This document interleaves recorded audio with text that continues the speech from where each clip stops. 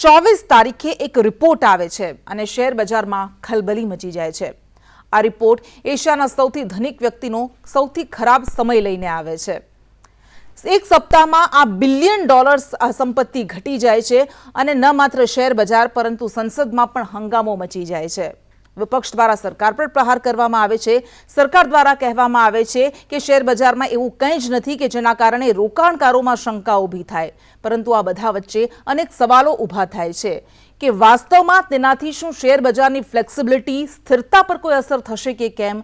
આ સિલસિલો ક્યાં સુધી ચાલશે તેવા અનેક સવાલ ઉઠતા રહે છે। આજે પણ વિપક્ષ દ્વારા હોબાળો મચાવવામાં આવ્યો, કેટલાક સવાલ કરવામાં આવ્યા અને આજે પણ શેર બજારની એ સ્થિતિ જોવા મળી જે છેલ્લા 4 દિવસથી જોવા મળી રહી છે।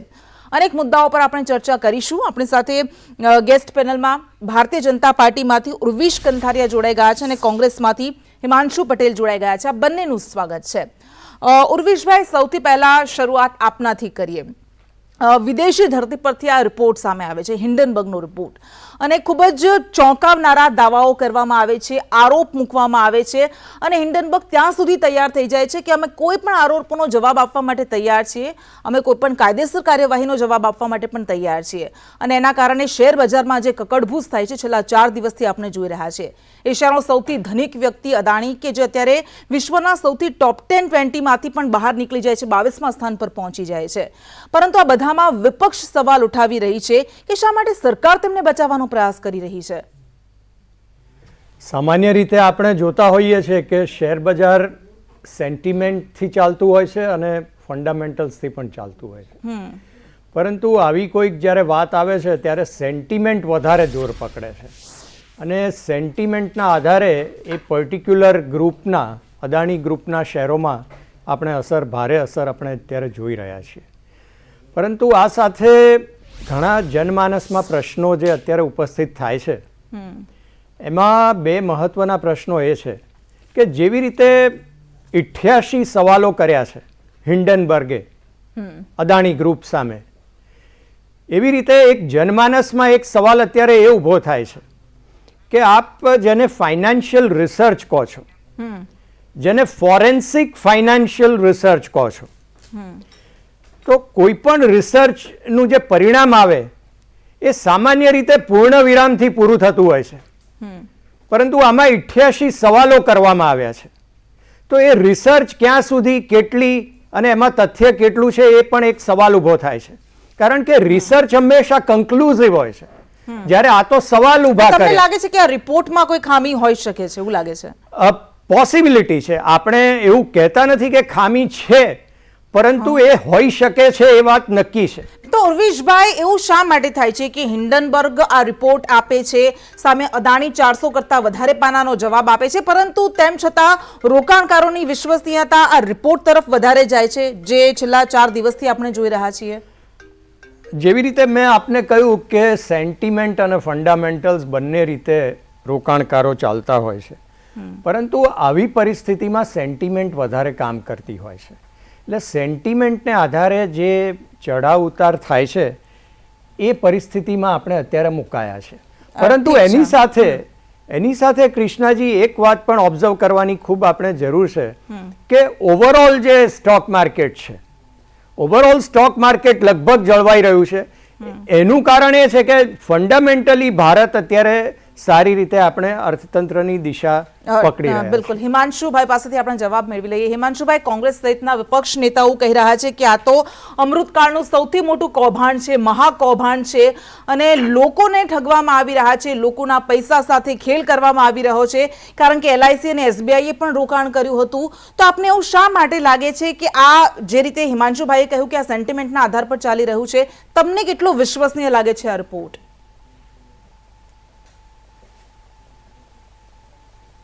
જો શેર માર્કેટ જે છે એ દરેક ફેક્ટર કન્સિડર કરતું હોય, ઇકોનોમિકલ હોય, સેન્ટિમેન્ટલ હોય અને ભૌગોલિક પરિસ્થિતિ હોય, દરેક, અને એ પાછું નોટ ઓનલી ઇન્ડિયા, તમે દેશ બહાર પણ કોઈ પણ એક્ટિવિટી થતી હોય તો શેર માર્કેટ કરે, કેમ કે એ સેન્સિટિવ માર્કેટ છે, દરેક વસ્તુને ડિસ્કાઉન્ટિંગ કરી લેતું હોય છે।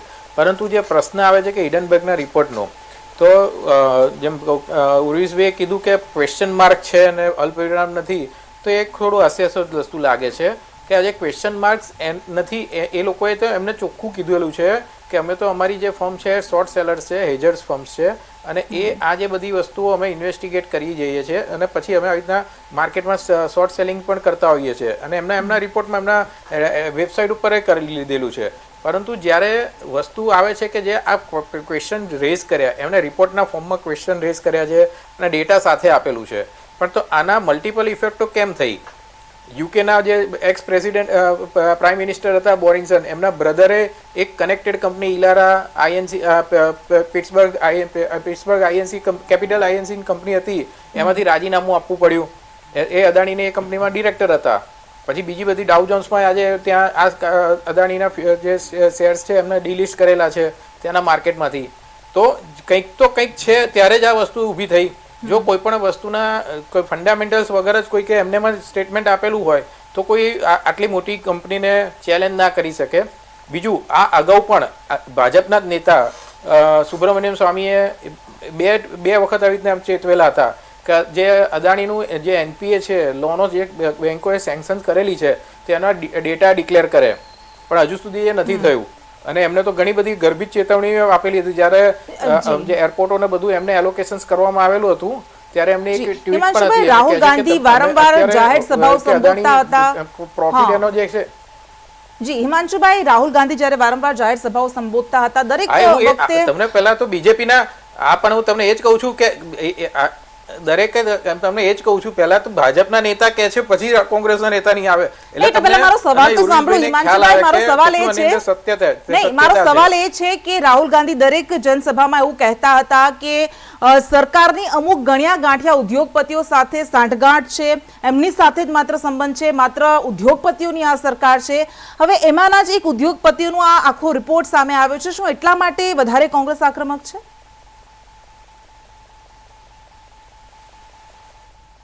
જો કોંગ્રેસ જે છે શેના માટે આક્રમક છે તમે એ પણ જોયું હશે કે એસબીઆઈ ને એલઆઈસી ના પૈસા ભરાયેલા છે, એના માટેના સવાલો કરી રહ્યા છે કે તમે જે એસબીઆઈ પ્રજાના પૈસા છે, એલઆઈસી માં પ્રજાના પૈસા છે, તો એ અત્યારે પિલર્સ કહેવાય. એસબીઆઈ, પીપીએફ જે છે, એલઆઈસી એ ઇન્ડિયાના જે ફાઇનાન્શિયલ પિલર્સ કહેવાય. જો એમાં એક મોટી ચૂક રહી જાય તો પ્રજાના પૈસા વેડફાઈ જાય. તમે આજે એસબીઆઈને તમે જોયું હતો ઘણી બધી વખત, જ્યારે 2015માં ઓસ્ટ્રેલિયામાં જ્યારે પ્રાઇમ મિનિસ્ટર જોડે અદાણીજી ગયેલા હતા ત્યારે એસબીઆઈના ચેરપર્સન પણ ત્યાં ગયેલા હતા, 5,000 કરોડની લોન આપેલી હતી. અત્યારે તમે જુઓ તો એસબીઆઈની જોડે અદાણી કેપિટલની એક ફર્મ જોડે ટાઈઅપ કરેલું છે. હવે એસબીઆઈ રૂરલ ફાઇનાન્સમાં બેઝ જે એની બ્રાન્ચો પણ રૂરલમાં છે, તેમ છતાંય એની જોડે ટાઈઅપ એ રીતના થયું છે કે અદાણી કેપિટલ કે પ્રમાણે એમના લોનો ડિસ્બર્સ કરવાની, એટલે અદાણી કેપિટલની સલાહ લેવાની રૂરલ ફાઇનાન્સ માટે.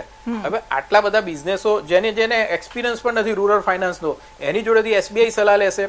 એટલે આવા બધા જે કોન્ટ્રાક્ટો અપાયેલા છે એના બેઝ ઉપર કોંગ્રેસ જે એલિગેશન્સ કરી રહ્યું છે કે તમે જેને એક્સપિરિયન્સ નથી એ કંપનીના હાથમાં તમે બધી વસ્તુઓ મૂકી દો છો, દેશની ધરોહર મૂકી દો છો, તો તમારે એની સેફગાર્ડ કરવાનું. આજે પ્રાઇમ મિનિસ્ટર હોય કે સત્તા પક્ષમાં જે પણ હોય, બરાબર, એમનું જવાબદારી વાળું કાર્ય છે કે એમને પ્રજાની ધરોહરને સાચવવાની છે, નહીં કે જેમ તેમ વેડફી નાખવાની. ઠીક છે ઉર્વિશભાઈ, આ હિન્ડનબર્ગના રિપોર્ટ આ એવું નથી કે પહેલી વખત સામે આવ્યો છે. આ પહેલા 37 ફ્રોડ કંપનીઓના કામમાં તમામ કરી ચૂક્યો છે રિપોર્ટ. હિન્ડનબર્ગના અલગ અલગ રિપોર્ટ જે સામે આવતા રહ્યા છે. અને ભારતમાં એવું નથી કે પહેલી વખત આટલી મોટી શેર બજારમાં ભૂકંપ મચ્યો હોય. એ કેતન પારેખની વાત હોય, હર્ષદ મહેતા વખતે પણ આવું થયું હતું. અદાણીને લઈને જે આરોપ મૂકવામાં આવ્યા છે, આપણે બિલકુલ નથી કહેતા એ સાચા છે કે ખોટા છે, એ આગળ ખબર પડશે કે શું હાલત છે, પરંતુ આ બધામાં સેબીની પારદર્શિતા પર પણ સવાલ ઉઠી રહ્યા છે, કારણ કે સેબીનું સાયલન્સ છે એ ઘણા સવાલોને જન્મ આપી રહ્યું છે. આમાં 3 મુખ્ય પરિમાણો છે. એક રેગ્યુલેટરી છે, એક આ રિસર્ચ ફર્મની વાત છે, અને એક આ કોર્પોરેટ ગ્રુપ છે. હવે આપણને સ્વાભાવિક પ્રશ્ન એ થાય કે આટલા વર્ષો સુધી આ પ્રમાણે ચાલતું હોય તો દુનિયામાં બીજી કોઈ રિસર્ચ ફર્મને આ પ્રમાણે કરવાનું કેમ નહીં સૂઝ્યું? માત્ર એક હિન્ડનબર્ગ અને હિન્ડનબર્ગ કોઈ પણ કંપની હોઈ શકે ને, એવું જરૂરી થોડી છે કે બધા કરે તો એ માની શકાય. વાત બરોબર છે, પરંતુ એમાં એમનું બેકગ્રાઉન્ડ જે છે એ શોર્ટ સેલરનું બેકગ્રાઉન્ડ, એ શોર્ટ સેલર તરીકે બિઝનેસ કરે છે. બીજું કે રિસર્ચ એ એમના શોર્ટ સેલિંગ બિઝનેસમાંની એક સપોર્ટ સિસ્ટમ છે, અને એમાં એ લોકોએ એક્સપર્ટીઝ કેળવી છે અને ફોરેન્સિક ફાઇનાન્શિયલ રિસર્ચ સુધી એ લોકો પહોંચ્યા છે. તો પછી આપણને પ્રશ્ન એ થાય કે આ જેન્યુઇન રિસર્ચ છે કે કોન્ટ્રાક્ટ તમે રિસર્ચ? રિસર્ચ પર તો સવાલ ઉઠાવી જ રહ્યા છો, પણ તમને ક્યારે એવું લાગે છે કે અદાણીના કારોબાર પર પણ સવાલ ઉઠાવી શકાય? અદાણીના કારોબાર ઉપર સવાલો જે ઉઠાવ્યા છે એના માટે રેગ્યુલેટરીએ એ પ્રોસેસ ચાલુ કરી છે કે એના જવાબો મેળવવાની. એ જવાબો શું આવે છે, એના આધારે શું તથ્ય આવે છે, એ પરથી આગળનો ટ્રેન્ડ નક્કી થશે. પણ અત્યારે એક વાત તો ચોક્કસ નક્કી થઈ ગઈ કે આ રિસર્ચ કરીને જે માર્કેટમાં જે પેનિક થયું છે, જે સેન્ટિમેન્ટ ઘવાઈ છે, ખાસ કરીને રીટેલ ઇન્વેસ્ટર્સની, એને લીધે અદાણીના શેરોમાં ભારે આપણે ગિરાવટ હા, જોઈ એ તો રહ્યા આપણે બધા જાણીએ છીએ કે એ એની પાછળનું કારણ છે. પરંતુ જેવી રીતે હિમાંશુભાઈએ કહ્યું કે SBI અને LIC એના પૈસા લગાવવાને કારણે લોકોના પૈસા સાથે પણ ખિલવાડ થઈ રહ્યો છે, ખેલ થઈ રહ્યો છે. અને હવે છેલ્લા 2 દિવસથી આપણે જોઈ રહ્યા છીએ કે JPCની રચના કરવાની માંગ કરી છે, જોઈન્ટ પાર્લામેન્ટરી કમિટીની, સુપ્રીમ કોર્ટની પેનલની તપાસની માંગ કરી છે. તો શું લાગે છે કે આ માંગ એ યોગ્ય છે? આજે ફાઇનાન્સ મિનિસ્ટર નિર્મલા સીતારામનજીએ એક સ્ટેટમેન્ટ કર્યું છે, ખાસ કરીને SBI અને LIC બાબતે, કે એમણે જે રોકાણ કર્યું છે એ જે સૂચિત મર્યાદાઓના અંતર્ગત કરેલું છે અને એનું એક્સપોઝર જે છે એ નિયંત્રણમાં છે. હવે બીજી મહત્વની વાત એ છે કે જે લોકોએ રોકાણ કર્યું છે, માત્ર 1 જ વર્ષ પહેલાં અદાણી એન્ટરપ્રાઇઝની પ્રાઇસ હતી 1,000ની આસપાસ, એ આજે 3,000ની ઉપર પહોંચીને પાછી અત્યારે 2,000-1,600-1,500ની આસપાસ આવેલી છે. એટલે 1 જ વર્ષ પહેલાં 1,000માં ઇન્વેસ્ટ કરી અને 3,200 પરથી પાછા આવ્યા 2,000 ઉપર, તો એ લોકોને નફામાં નુકસાન છે.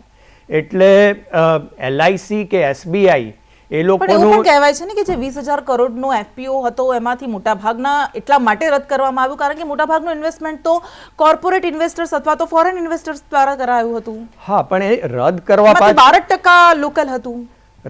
રદ કરવા પાછળનું કારણ એ છે કે અત્યારના જે પેનિકી સિચ્યુએશન સર્જાઈ છે એમાં 3,200ની એમાં કેપ છે એ FPOમાં, અને ફૂલ્લી સબસ્ક્રાઇબ થયો એ ઇન્સ્ટિટ્યુશનલ ઇન્વેસ્ટર્સે કરેલો હોય કે HNIએ કરેલો હોય કે રિટેલે કરેલો હોય, પરંતુ એ ફૂલ્લી સબસ્ક્રાઇબ થયા પછીનો આ નિર્ણય એટલા માટે એમણે કરેલો છે કે ફૂલ્લી સબસ્ક્રાઇબ થયા પછી એ 3,000થી 2,000માં આવી જાય અત્યારના વાતાવરણને ધ્યાનમાં રાખીને, તો કેટલા બધા લોકોને એમાં નુકસાન થાય અને એની ઓવરઓલ માર્કેટ ઉપર પણ સેન્ટિમેન્ટ બહુ જ ગંભીર સેન્ટિમેન્ટ આવે. એટલે એ ડેમેજ કંટ્રોલ કરવા માટે એમણે એક આ પોતે સ્ટેપ લીધું છે, એ મારી દ્રષ્ટિએ આવકારદાયક. અચ્છા, ઠીક છે.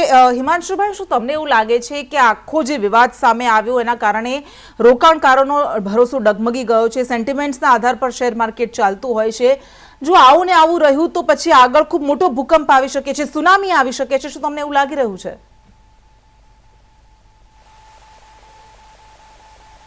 ચોક્કસ. જે પ્રમાણે અત્યારે જે FPOનો જે એમને પહેલા જ દિવસે જ્યારે હિડનબર્ગનો રિપોર્ટ આવ્યો ત્યારે FPOની શરૂઆત થયેલી હતી, અને જે પ્રમાણે એમને એ વખતે રિસ્પોન્સ કોઈ મળ્યો નહોતો.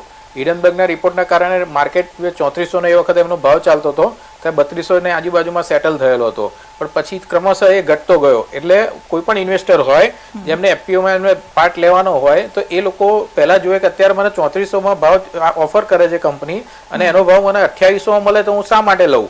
એટલે જે ફોલો ઓન પબ્લિક ઓફર જે કરેલી હતી એમાં કોઈ પણ ઇન્વેસ્ટર, જે પબ્લિક તો ના જ થાય કે ડાયરેક્ટ એને 600 રૂપિયાનો બેનિફિટ સીધો માર્કેટમાંથી શેર લે તો એને 600 રૂપિયાનો બેનિફિટ લેવાનો છે. એટલે એ તરત જ એ FPO ફ્લોપ જવાનું હતું દેખાઈ આવ્યું. એટલે એક સ્ટન્ટ પણ ઊભું કરવામાં આવ્યું કે આવી રીતના અમારો ભરાઈ ગયેલો છે, અને બીજા દિવસે કીધું કે જે આપણે જોયા કયા કોર્પોરેટ હાઉસે એમાં એ FPO ભરેલો છે, અને દુબઈ બેઝ એક ઇન્સ્ટિટ્યૂટે ભરેલો છે. એટલે એ એક ઊભું કરવામાં આવ્યું. પછી લાગ્યું કે એ લોકોના પૈસા ડૂબી જાય છે, કેમ કે જે પ્રમાણે રિપોર્ટની સત્યતા છે જે દેખાઈ રહી છે એના પ્રમાણે તો જે માર્કેટે આટલું મોટું રિસ્પોન્ડ ક્યારે નથી કર્યું. મેં અગાઉ કીધું એમ સુબ્રમણ્યમ સ્વામીએ જ્યારે કીધેલું હતું કે આવી રીતના જે NPA છે એમની, અને 4 ફર્મોમાંથી દુબઈ બેઝ 4 ફર્મોમાંથી આ જે કંપનીઓના પ્રાઇસ હેજિંગ થાય છે, પ્રાઇસો સેટલ થાય છે કે 1000નો ભાવ 1200 થાય અને એક જ કંપની લે છે અને બીજી કંપની વેચે છે, એ રીતના પ્રાઇસ મેન્યુપ્યુલેશન કરેલું છે. ત્યાં એ વખતે રિપોર્ટ આવ્યો ત્યારે આટલી બધી ઇફેક્ટ નથી આવી, પણ આ રિપોર્ટની જે સત્યતા દેખાઈ રહી છે એના લીધે ફોરેન કંપનીઓ, જે ફોરેનની આજે મોટા મોટા ઇન્સ્ટિટ્યૂટ છે, ક્રેડિટ સ્વિસ વાળી છે, પછી આપણે સિટી ગ્રુપ વાળા છે, એ લોકોએ અદાણીના શેર્સ ઉપર લોન આપવાની પણ ના પાડી દીધી પ્લેજ ઉપરની. અને અત્યારે ઇસ્યુ એ આવે છે, તમે અત્યારે પ્રમોટર્સ કોટા જે જુઓ ને, મેં હમણાં જે જોયું ત્યારે 72.63% શેર પ્રમોટર્સ જોડે છે, એટલે અદાણી ગ્રુપ જોડે છે. હવે ઇસ્યુ એ આવે છે કે જે બેંકોએ લોન આપી હોય અને શેર્સના બેઝ ઉપર, શેર્સના વેલ્યુએશન ઉપર લોન આપી હોય, તો એ જે છે જો લોન આપી હોય તો એ પ્રોબ્લેમ ઊભો થાય છે. SBI અત્યારે ખુલાસો કરેલો છે કે અમે શેર્સના પ્લેજ ઉપર લોન નથી આપી, પણ એ હવે ફાઇનલ સાચી હકીકત જ્યારે શું આવશે, ઇન્વેસ્ટિગેશન ફોરેન્સિક ઓડિટ કરાવો, જેમ ફોરેન કંપનીએ ફોરેન્સિક ઓડિટ કર્યું, તો એની ગવર્મેન્ટ કેમ ફોરેન્સિક ઓડિટ માટેની તપાસ નથી કરી? બીજી બધી કંપનીઓમાં જ્યારે આવી રીતના રેડો પડે છે તો ઇન્કમ ટેક્સ વાળા જતા રહે છે, ઈડી વાળા જતા રહે, સેબી વાળા જતા રહે, ફોરેન્સિક ઓડિટ આપે છે, સ્પેશિયલ ઓડિટની તપાસ આપે છે. તો આ કેમ અત્યારે નથી થતું? સરકારની લાયબિલિટીમાં આવે છે કે જ્યારે જે ફાઇનાન્શિયલ ઇન્સ્ટિટ્યુશનો છે, હા, એટલે હું એ જ કહું છું, ફાઇનાન્શિયલ ઇન્સ્ટિટ્યુટો છે એમને જે ધિરાણ કર્યું છે અદાણીને, અને એનું ધિરાણનું ત્યાં સુધીના આંકડા છે કે જે મેં કીધું ને અગાઉ સુબ્રમણ્ય સ્વામીએ તો એ રીતના ટ્વીટ કરેલી કે જો અત્યારે અદાણી એનો નફો વધારી રહી છે દર 1.5 વર્ષે, શા માટે આ ઇન્સ્ટિટ્યૂટને લોન નથી પેડ કરતી? એક દિવસ એવો આવશે કે આ અદાણી આ ઇન્સ્ટિટ્યૂટોને લઈ લેશે, એટલે આ બેંકોને લઈ લેશે, ખરીદી લેશે. એટલે ત્યાં સુધીની ગર્ભિતતા વાળી એમને ટ્વીટ કરીને જવાબ આપેલો હતો. ત્યારે એ છે કે અત્યારે તમે 3400 ના વેલ્યુએશને કંપનીને લોન આપી અને એને નવા પ્રોજેક્ટો સર કરેલા છે. હવે 3400 નું વેલ્યુએશન અત્યારે 2000 થઈ ગયું, તો 2000 ના વેલ્યુએશન તમારી જે વેલ્યુએશન કરીને જે લોન આપી છે તે લોન જોખમાય. આજે સબ પ્રાઇમ થયેલો હતો 2008માં યુએસએમાં, એ આ રીતના થયેલો હતો શેર બજારમાં. પરંતુ રાજનીતિમાં પણ ખલબલી મચી રહી છે. વિપક્ષ દ્વારા સવાલ ઉઠાવવામાં આવી રહ્યા છે સરકાર પર, અને આ બધા વચ્ચે અનેક શંકા આશંકાઓ વાર પલટવાર પણ થઈ રહ્યા છે. ચર્ચાને આપણે આગળ ધપાવીશું. ઉર્વિશભાઈ, ક્રેડિટ રેટિંગ એજન્સીઝ છે, ફીચ બાદ મૂડીઝે પણ એવું કહ્યું કે અમે ફાઇનાન્શિયલ ફ્લેક્સિબિલિટી પર નજર રાખી રહ્યા છે, કેટલી સ્ટેબિલિટી છે એના પર નજર રાખી રહ્યા છે. તો આનું અર્થઘટન શું થઈ શકે? ઇન્વેસ્ટર્સ શું માને આને? 2-3 મુખ્ય બાબતો છે કે ફીચે આજે એવું કહ્યું કે એન્ટિટી તરીકે, બિઝનેસ એન્ટિટી તરીકે કોઈ ખાસ એમને અસર નહીં થાય. એની પાછળનું કારણ એ છે કે એમની જે બિઝનેસ એક્ટિવિટીઝ છે એ મુખ્યત્વે ઇન્ફ્રાસ્ટ્રક્ચર અને એનર્જી સેક્ટરમાં છે, કે જે અત્યારે સનરાઇઝ સેક્ટર ગણાય છે. વિકાસશીલ દેશોની અર્થતંત્રની પરિસ્થિતિમાં સુધારો લાવવા માટે આ એક મહત્ત્વનું સેક્ટર છે. અને એમાં એમણે જે કંઈ ઇન્વેસ્ટમેન્ટ કરેલું છે, જે કંઈ અત્યારે પ્રવૃત્તિ કરી રહ્યા છે, એ બધી દેખાઈ રહી છે.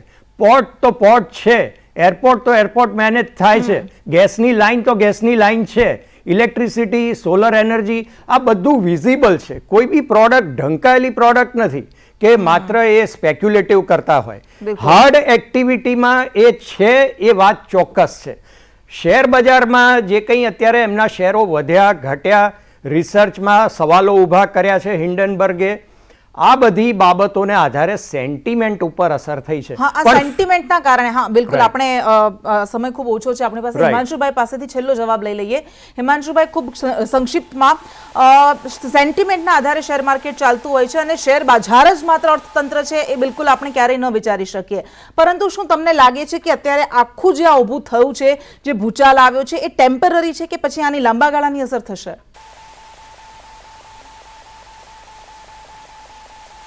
ના, જો ટેમ્પરરી હોત ને તો એની 5-10%, કેમ કે અત્યાર સુધીની એની પ્રાઇસ હિસ્ટ્રી મુવમેન્ટ આપણે જોઈ હોય તો 5-10%થી વધારે મુવમેન્ટમ એવી થઈ નથી. આટલી મોટી જ્યારે 3500નો ભાવ અત્યારે 1000ની આજુબાજુ, 1100ની આજુબાજુ આવી જાય, એટલે કંઈક અંદર એવું રંધાઈ રહ્યું છે કે જેના કારણે આ, કેમ કે અત્યાર સુધી ઇન્ડિયામાં વસ્તુ સચવાયેલી રહેતી હતી તો ક્યાંય કોઈ પ્રોબ્લેમ નહોતો. હવે ઇન્ટરનેશનલ લેવલની વાત થઈ ગયેલી છે, અને ઇન્ટરનેશનલ લેવલે આવે ત્યારે કંપનીની શાખ ઉપર અસર થયેલી દેખાઈ રહી છે. એના કારણે જ આ વસ્તુ થઈ હોય, કેમ કે ઇન્ટરનેશનલ એફઆઈ અત્યારે એમાં 15% પ્રદર્શન કરવાના છો, વિરોધ પક્ષ બધા સાથે મળીને. મોટાભાગના ઇન્વેસ્ટર પોર્ટફોલિયોમાં અત્યારે જો ને ચોક્કસ કરવાના છે. એલઆઈસી અને જે એસબીઆઈ ના જે માટે કોંગ્રેસ કરવાની ઠીક છે, બિલકુલ બિલકુલ. હા હા, ઠીક છે. એક જેપીસી કમિટી બનાવે અને એની અંદર એમનું ગ્રાઉન્ડ ક્લિયર કરે. જો હા, ઠીક છે હિમાંશુભાઈ, માફ કરશો, આપણી પાસે સમયનો અભાવ છે. ઠીક છે ઉર્વિશભાઈ અને હિમાંશુભાઈ, બંનેનો આભાર અમારી સાથે જોડાવા માટે. એટલે વિપક્ષ દ્વારા સોમવારે પ્રદર્શન કરવામાં આવશે, પારદર્શિતાની માંગ કરવામાં આવી રહી છે. પરંતુ એ જોવાનું રહેશે કે અદાણીના શેર્સમાં જે ભૂકંપ આવ્યો છે એ હવે આગળ થમશે કે પછી આ સિલસિલો યથાવત રહેશે, અને શેર બજારમાં રોકાણકારોમાં એ વિશ્વાસ પાછો ડગમગશે કે પછી આગળ વધશે. આ સાથે જ બુલેટિનમાં હાલ બસ આટલું. નમસ્કાર.